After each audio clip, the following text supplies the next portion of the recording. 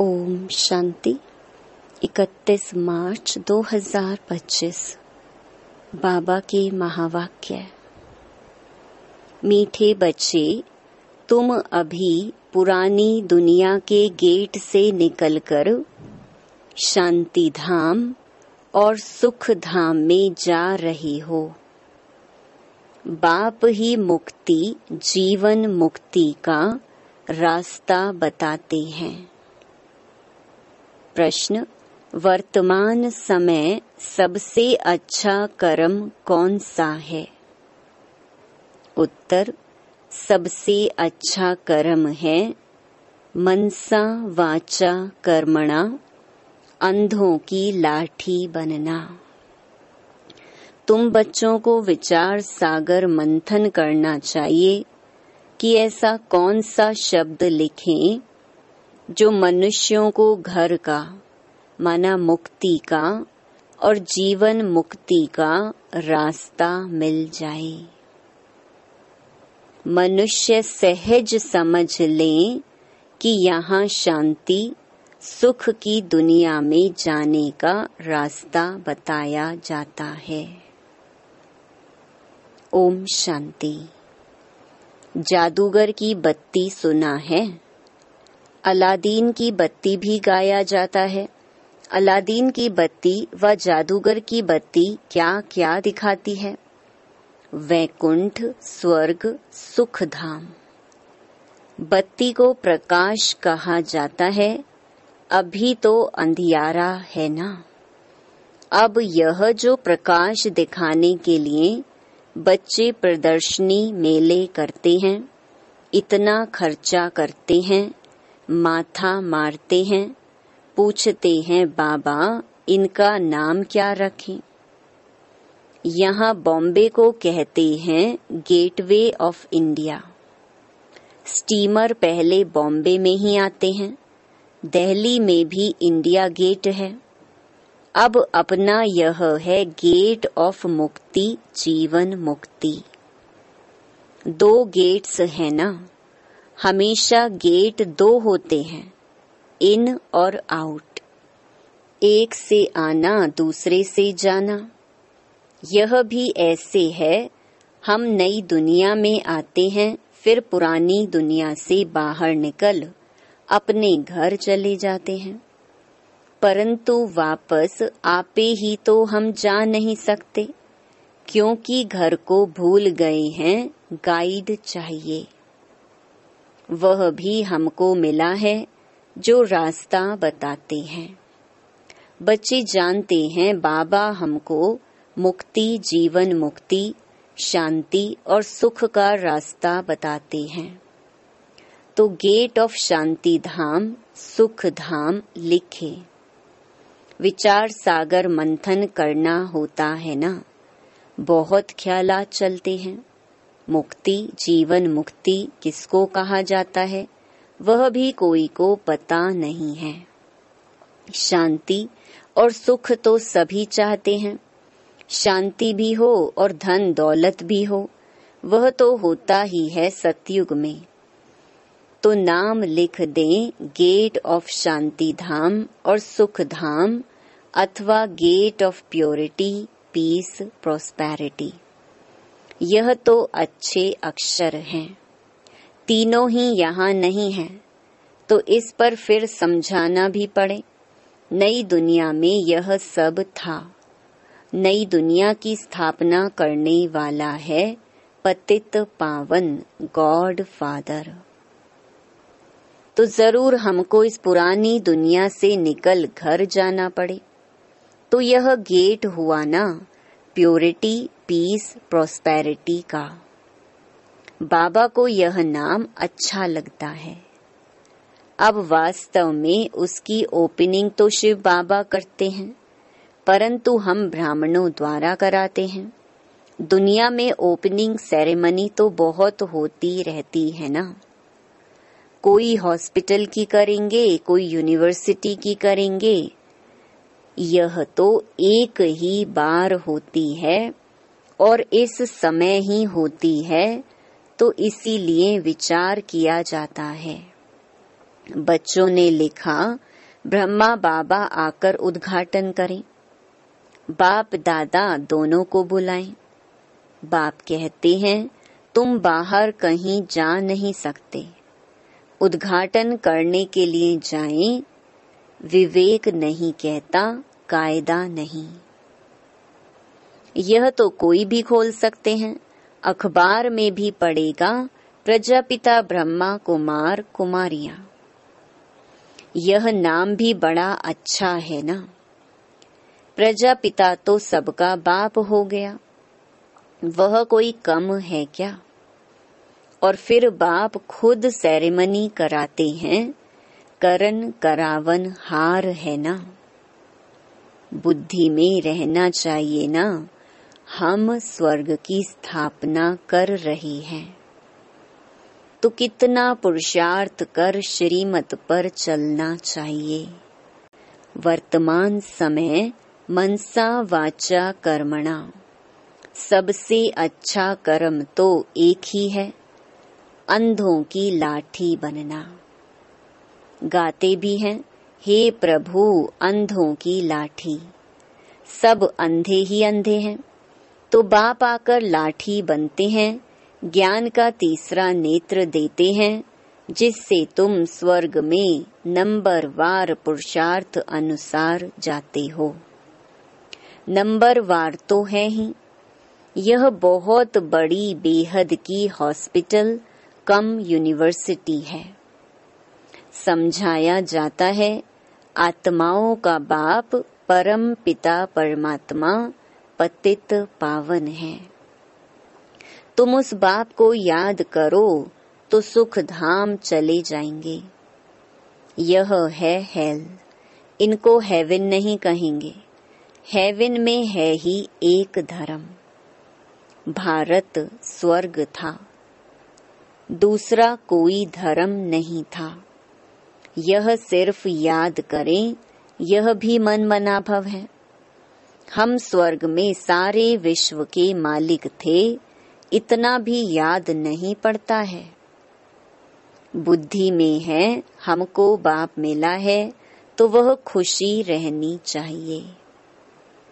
परंतु माया भी कम नहीं है। ऐसे बाप का बनकर फिर भी इतनी खुशी में नहीं रहते हैं, घुटके खाते रहते हैं। माया घड़ी घड़ी बहुत घुटके खिलाती है, शिव बाबा की याद भुला देती है। खुद भी कहते हैं याद ठहरती नहीं है। बाप घुटका खिलाते हैं ज्ञान सागर में, माया फिर घुटका खिलाती है विषय सागर में। बड़ा खुशी से घुटका खाने लग पड़ते हैं। बाप कहते हैं शिव बाबा को याद करो। माया फिर भुला देती है। बाप को याद ही नहीं करते, बाप को जानते ही नहीं। दुख हरता सुख करता तो परम पिता परमात्मा है ना, वह है ही दुख हरने वाला। वह फिर गंगा में जाकर डुबकी लगाते हैं, समझते हैं गंगा पतित पावनी है। सतयुग में गंगा को दुख हरनी पाप कटनी नहीं कहेंगे। साधु संत आदि सब जाकर नदियों के किनारे बैठते हैं। सागर के किनारे क्यों नहीं बैठते हैं? अभी तुम बच्चे सागर के किनारे बैठे हो। ढेर के ढेर बच्चे सागर के पास आते हैं, फिर समझते हैं सागर से निकली हुई यह छोटी बड़ी नदियां भी हैं। ब्रह्मपुत्रा, सिंध, सरस्वती, यह भी नाम रखे हुए हैं। बाप समझाते हैं बच्चे, तुम्हें मनसा वाचा कर्मणा बहुत बहुत ध्यान रखना है। कभी भी तुम्हें क्रोध नहीं आना चाहिए। क्रोध पहले मनसा में आता, फिर वाचा और कर्मणा में भी आ जाता है। यह 3 खिड़कियां हैं, इसीलिए बाप समझाते हैं मीठे बच्चे, वाचा अधिक नहीं चलाओ, शांत में रहो। वाचा में आए तो कर्मणा में आ जाएगा। गुस्सा पहले मन में आता है, फिर वाचा कर्मणा में आता है, तीनों खिड़कियों से निकलता है। पहले मनसा में आएगा। दुनिया वाले तो एक दो को दुख देते रहते हैं, लड़ते झगड़ते रहते हैं। तुमको तो कोई को भी दुख नहीं देना है, ख्याल भी नहीं आना चाहिए। साइलेंस में रहना बड़ा अच्छा है। तो बाप आकर स्वर्ग का अथवा सुख शांति का गेट बतलाते हैं। बच्चों को ही बतलाते हैं। बच्चों को कहते हैं तुम भी औरों को बतलाओ। प्योरिटी, पीस, प्रॉस्पेरिटी होती है स्वर्ग में। वहां कैसे जाते हैं वह समझना है। यह महाभारत लड़ाई भी गेट खोलती है। बाबा का विचार सागर मंथन तो चलता है ना। क्या नाम रखें? सवेरे विचार सागर मंथन करने से मक्खन निकलता है, अच्छी राय निकलती है। तब बाबा कहते हैं सवेरे उठ बाप को याद करो और विचार सागर मंथन करो, क्या नाम रखा जाए। विचार करना चाहिए, कोई का अच्छा विचार भी निकलता है।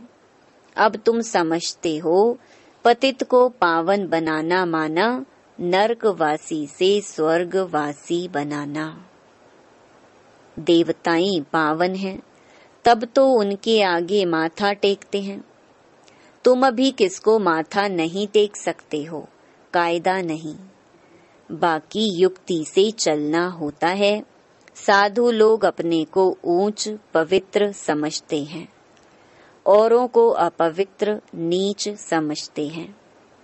तुम भूल जाते हो हम सबसे ऊंच हैं, परंतु कोई हाथ जोड़े तो रिस्पॉन्ड देना पड़े। हरिओम तत् सत करते हैं तो करना पड़े। युक्ति से नहीं चलेंगे तो वह हाथ नहीं आएंगे। बड़ी युक्तियां चाहिए। जब मौत सिर पर आता है तो सभी भगवान का नाम लेते हैं। आजकल इत्तेफाक तो बहुत होते रहेंगे, आहिस्ते आहिस्ते आग फैलती है। आग शुरू होगी विलायत से, फिर आहिस्ते आहिस्ते सारी दुनिया जल जाएगी। पिछाड़ी में तुम बच्चे ही रह जाते हो। तुम्हारी आत्मा पवित्र हो जाती है तो फिर तुमको वहां नई दुनिया मिलती है। दुनिया का नया नोट तुम बच्चों को मिलता है। तुम राज्य करते हो। अलादीन की बत्ती भी मशहूर है ना। नोट ऐसा करने से कारून का खजाना मिल जाता है भी बरोबर। तुम जानते हो अल्लाह अव्वल दीन झट इशारे से साक्षात्कार कराते हैं। सिर्फ तुम शिव बाबा को याद करो तो सब साक्षात्कार हो जाएंगे। नौधा भक्ति से भी साक्षात्कार होता है ना। यहाँ तुमको एम ऑब्जेक्ट का साक्षात्कार तो होता ही है। फिर तुम बाबा को, स्वर्ग को बहुत याद करेंगे, घड़ी घड़ी देखते रहेंगे। जो बाबा की याद में और ज्ञान में मस्त होंगे वही अंत की सभी सीनरी देख सकेंगे। बड़ी मंजिल है। अपने को आत्मा समझ बाप को याद करना मासी का घर नहीं है, बहुत मेहनत है। याद ही मुख्य है। जैसे बाबा दिव्य दृष्टि दाता है तो स्वयं अपने लिए दिव्य दृष्टि दाता बन जाएंगे। जैसे भक्ति मार्ग में तीव्र वेग से याद करते हैं तो साक्षात्कार होता है। अपनी मेहनत से जैसे दिव्य दृष्टि दाता बन जाते हैं। तुम भी याद की मेहनत में रहेंगे तो बहुत खुशी में रहेंगे और साक्षात्कार होते रहेंगे। यह सारी दुनिया भूल जाए, मन मनाभव हो जाए। बाकी क्या चाहिए? योग बल से फिर तुम अपना शरीर छोड़ देते हो। भक्ति में भी मेहनत होती है, इसमें भी मेहनत चाहिए। मेहनत का रास्ता बाबा बहुत फर्स्ट क्लास बताते रहते हैं। अपने को आत्मा समझने से फिर देह का भान ही नहीं रहेगा।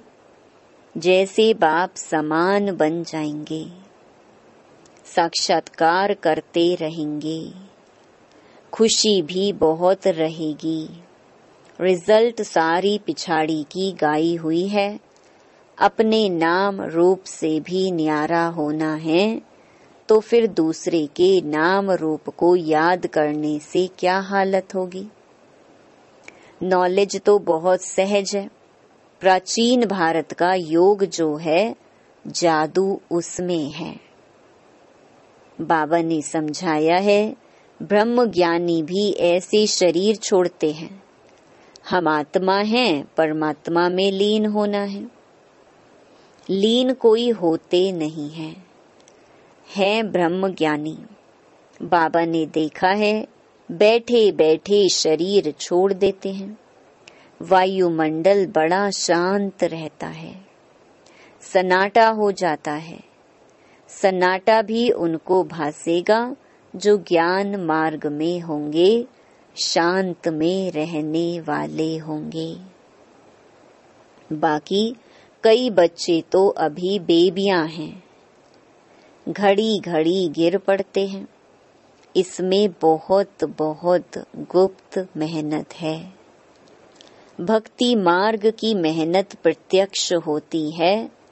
माला फेरो, कोठी में बैठ भक्ति करो। यहाँ तो चलते फिरते तुम याद में रहते हो। कोई को पता पड़ न सके कि यह राजाई ले रहे हैं। योग से ही सारा हिसाब किताब चुकतू करना है। ज्ञान से थोड़े ही चुकतू होता है। हिसाब किताब चुकतू होगा याद से। कर्म भोग याद से चुकतू होगा। यह है गुप्त। बाबा सब कुछ गुप्त सिखलाते हैं। अच्छा, मीठे मीठे सिकिलधे बच्चों प्रति माता पिता बाप दादा का याद प्यार और गुड मॉर्निंग। रूहानी बाप की रूहानी बच्चों को नमस्ते। धारणा के लिए मुख्य सार। पहला, मनसा वाचा कर्मणा, कभी भी क्रोध नहीं करना है। इन तीनों खिड़कियों पर बहुत ध्यान रखना है। वाचा अधिक नहीं चलाना है। एक दो को दुख नहीं देना है। दूसरा, ज्ञान और योग में मस्त रह अंतिम सीनरी देखनी है। अपने व दूसरों के नाम रूप को भूल मैं आत्मा हूँ, इस स्मृति से देह भान को समाप्त करना है। वरदान, स्नेह के बाण द्वारा स्नेह में घायल करने वाले, स्नेह और प्राप्ति संपन्न लवलीन आत्मा भव। जैसे लौकिक रीति से कोई किसके स्नेह में लवलीन होता है, तो चेहरे से, नैनों से, वाणी से अनुभव होता है कि यह लवलीन है, आशिक है। ऐसे जब स्टेज पर जाते हो तो जितना अपने अंदर बाप का स्नेह इमर्ज होगा, उतना ही स्नेह का बाण औरों को भी स्नेह में घायल कर देगा। भाषण की लिंक सोचना, पॉइंट दोहराना, यह स्वरूप नहीं हो। स्नेह और प्राप्ति का संपन्न स्वरूप, लवलीन स्वरूप हो। अथॉरिटी होकर बोलने से उसका प्रभाव पड़ता है। स्लोगन: संपूर्णता और समाप्ति के समय को समीप लाओ। अव्यक्त इशारे: सत्यता और सभ्यता रूपी कल्चर को अपनाओ। यह तो सब समझने लगे हैं कि यह कोई है, लेकिन यही है और यह एक ही है। यह हलचल का हल अब चलाओ। अभी और भी हैं, यह भी हैं, यहाँ तक पहुँचे हैं, लेकिन यह एक ही है। अभी ऐसा तीर लगाओ। धरनी तो बन गई और बनती जाएगी, लेकिन जो फाउंडेशन है, नवीनता है, बीज है, वह है नया ज्ञान। निस्वार्थ प्यार है, रूहानी प्यार है। यह तो अनुभव करते हैं, लेकिन अभी प्यार के साथ साथ ज्ञान की अथॉरिटी वाली आत्माएं हैं। सत्य ज्ञान की अथॉरिटी है। यह प्रत्यक्ष करो, तब प्रत्यक्षता हो। ओम शांति।